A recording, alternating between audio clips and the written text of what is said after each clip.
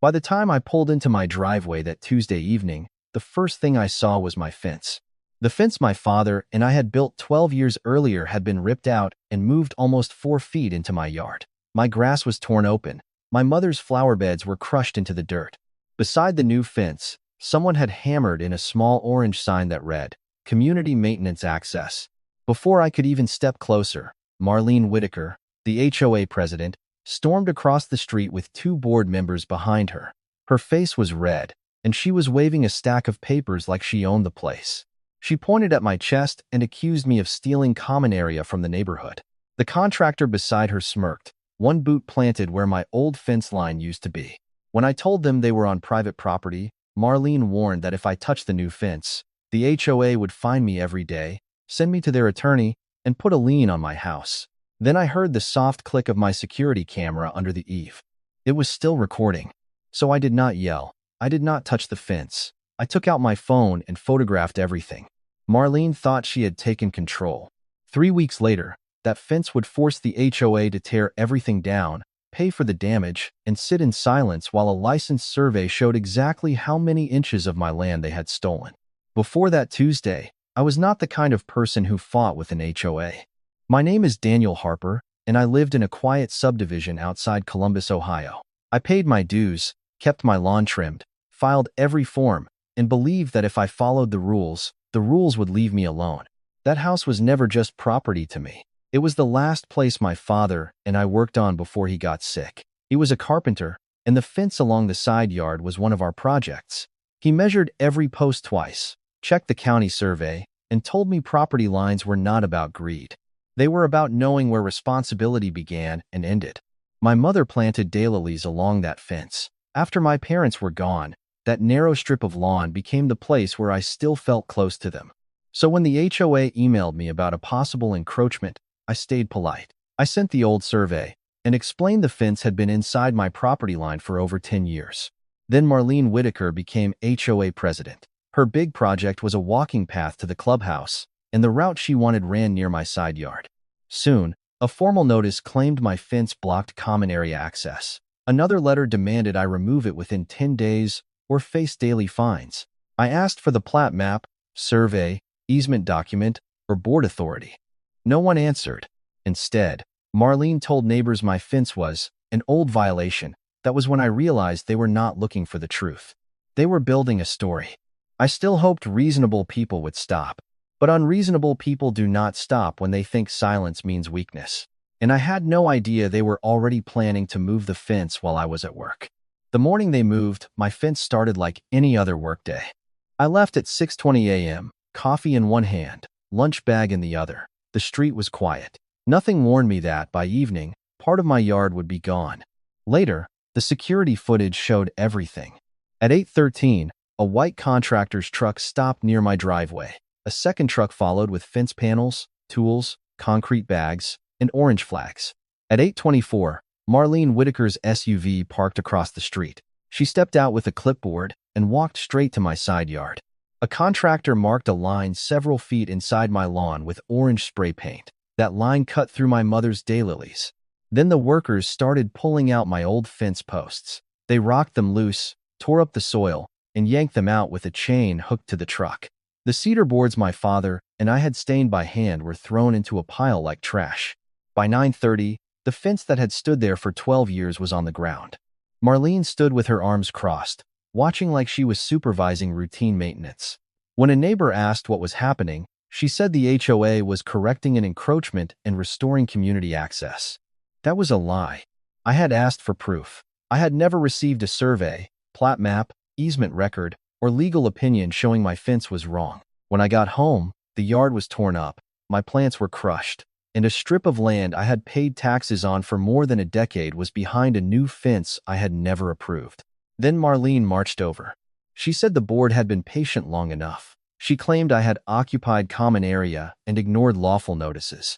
I asked one question: "Where is the survey?" Her face tightened. She said the HOA had reviewed its records. I asked for the easement document. She waved the papers in her hand and told me not to play legal games. Then the contractor stepped forward. He said the job was complete, and if I had a problem, I could take it up with the HOA. When I told him he had entered private property without permission, he laughed and said, "Buddy, I just do what the paying customer tells me." But the paying customer was not the owner of the land. Marlene handed me a violation notice. It said I owed $1,500 in fines, plus $4,800 for the contractor's work. They had entered my land, destroyed my fence, taken part of my yard, and sent me the bill. When I refused to pay without proof, Marlene stepped closer. She said, "Unpaid fines could become liens and damage my credit." Then she smiled and said, "Most homeowners eventually realize fighting the board costs more than cooperating." That was when I understood. It was not about rules. It was about pressure.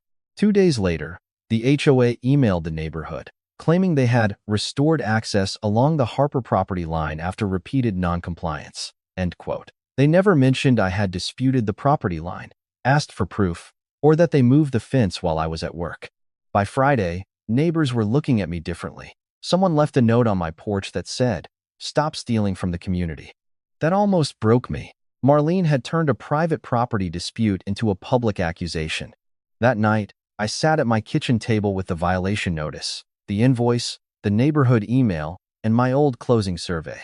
I wanted to fire back at everyone, but anger was exactly what they expected. So I closed my laptop. Then I opened the security camera app and started downloading every second of footage from the morning they stepped onto my land. The next morning, I did not call Marlene. I did not post in the neighborhood group. I did not stand outside and yell at the new fence. That was what they expected. They wanted emotion. They wanted a reaction they could use against me later.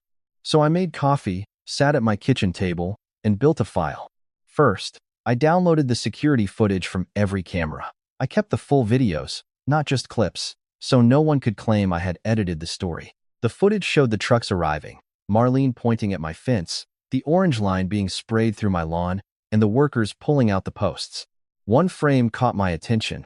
It showed the contractor kicking something near the flower bed. When I zoomed in, I realized it was one of the old metal survey pins my father had warned me never to touch. That was when my anger turned into focus. I photographed everything in daylight: the crushed daylilies, the torn soil, the broken irrigation tube, the pile of cedar boards, and the new fence sitting far inside the old line. Then I started measuring. I knew a tape measure would not win a legal fight, but I wanted a record before anyone moved anything again. From my garage wall to the old post holes, the distance matched my closing survey. From the garage wall to the new fence, almost 4 feet were missing. After that, I pulled every document I had: my deed, title papers, old survey, HOA bylaws, violation notices, emails, the contractor invoice, and the neighborhood email accusing me of noncompliance. By noon, my kitchen table looked like an evidence board. Then I went to the county recorder's office. The clerk printed the recorded plat map, deed description, and subdivision easement records. I read them slowly, line by line. The common access easement existed, but it was not where Marlene said it was. According to the county records, the easement ran behind a row of common area trees. It did not cross my side yard. It did not give the HOA permission to enter my property, move my fence, destroy my landscaping, or bill me afterward. Still, I needed a professional opinion, so I hired a licensed surveyor. He found the original markers, checked the plat, compared the old post holes, and looked at the new fence. "They did not miss the line," he said. "They moved the line." I asked how far. "About 3 feet 10 inches here," he said, "a little more near the back." That was the first time I felt the ground shift under the HOA instead of under me. That afternoon, I called a property attorney. After reviewing my documents and camera footage, he told me to stop speaking directly with the HOA, no calls, no emotional emails. Everything had to be in writing. Then he drafted a preservation letter, ordering the HOA, Marlene, and the contractor to keep all emails, texts, work orders, invoices, maps, board minutes, and internal notes related to my fence. When I read that letter, I felt something I had not felt since I came home and saw the damage. Control. Not revenge, not rage. Control. That night, I backed up every file again and placed the survey flags, camera clips, HOA notices, and county records into one folder. I named it Fence Dispute, but deep down, I knew it had already become much bigger than a fence. The legal turn came 3 days later, when the surveyor emailed me the stamped report. I opened it and stared at the screen. My property boundary, the old fence line, the new fence line, and the HOA easement. The old fence had not been wrong.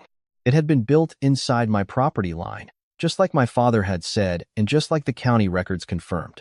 The new fence was the problem. The HOA had moved it almost 4 feet into my yard, taking more than 300 square feet of land that did not belong to them. But the real twist was the easement. Marlene had kept saying community access, like those words gave her control over my side yard. But the recorded easement was not beside my house. It ran behind the common area trees, away from my fence.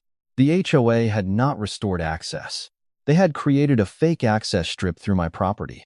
I sent the report to my attorney. Less than an hour later, he called and said this was no longer just a disagreement. It involved trespass, property damage, improper fines, and unauthorized work. Then, he found another problem. The contractor had listed the job as a maintenance replacement, but the video and survey showed they had relocated a boundary fence onto another parcel, damaged landscaping, and installed a sign claiming HOA control over private land. That was not maintenance. That was evidence. My attorney sent a demand letter to the HOA, Marlene, the contractor, and the HOA's insurance company. It demanded removal of the new fence, restoration of the original line, repair of the damage, cancellation of every fine, withdrawal of the $4,800 charge, and preservation of all internal communications. For the first time, they could not answer with attitude. They had to answer with documents. Marlene tried to say the HOA disagreed with my interpretation. My attorney replied with one sentence. Please provide the recorded instrument granting the association authority to enter Mr. Harper's parcel and relocate his fence. After that, the emails slowed down. Suddenly, it was not stolen common area anymore. It was a mapping misunderstanding. They were not demanding payment anymore. They were placing the matter temporarily on hold. That was when I knew they were scared. Because the law had done what I could not do in that driveway. It made Marlene stop shouting. Code enforcement came out the following Tuesday. For the first time, Marlene was not in control. She arrived with 2 board members and the contractor, all of them waiting near the sidewalk like another HOA meeting was about to start. But this was not an HOA meeting. The county inspector stepped into my side yard with the stamped survey in his hand. A survey technician checked the markers against the recorded plat. I stayed quiet.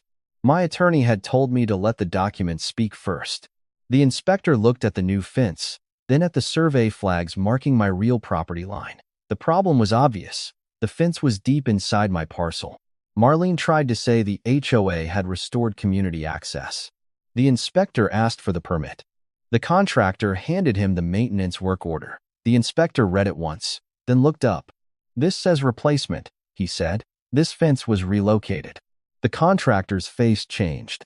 Then the survey technician pointed to the plat and said the easement was behind the common area trees, not through my side yard. Marlene started talking faster. The technician did not argue. He just tapped the map. The recorded document does not show that. That one sentence drained the air out of the yard. A sheriff's deputy arrived to take an incident report for trespass and property damage. He reviewed the footage, took notes, and confirmed I had disputed the HOA's claim before the work was done. Marlene stopped talking after that. By the end of the inspection, code enforcement issued a notice of violation. The HOA had to remove the misplaced fence, restore the property line, and stop calling my land community access. A week later, at a special HOA meeting, my attorney displayed the survey on a large screen. The room went silent when homeowners saw the old fence line, the new fence line, and the real easement. No shouting, no threats, just proof. And for the first time, everyone could see that the person accused of stealing land was the only one who had actually owned it. The HOA had 10 days to fix what they had done. On the 3rd day, the same contractor came back. This time, he did not laugh. He barely looked at me as his crew removed the fence they had built on my land. The orange community access sign came out first, then the posts, then every panel they had installed without permission. A week later, my original fence line was restored. The HOA repaired the irrigation tube, replaced the damaged soil, replanted the daylilies, canceled the $1,500 fine, withdrew the $4,800 charge, and reimbursed my survey cost. At the next annual meeting, homeowners demanded answers. They wanted to know why HOA funds had been used without proof and why the board had accused me before checking county records. For once, Marlene had no speech prepared. 2 weeks later, she resigned as HOA president. The contractor lost the HOA maintenance contract.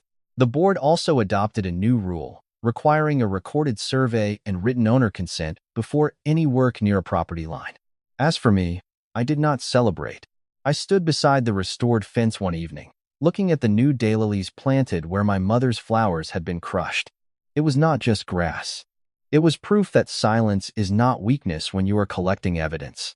So, if an HOA, a neighbor, or anyone else tries to take what belongs to you, do not let anger speak first. Save the emails, keep the footage, read the deed, check the survey, call the county. And if this story helped you, share it, comment what you would have done, and subscribe for more stories where ordinary homeowners learn that the strongest line on your property is not always the fence. Sometimes, it is the paperwork behind it.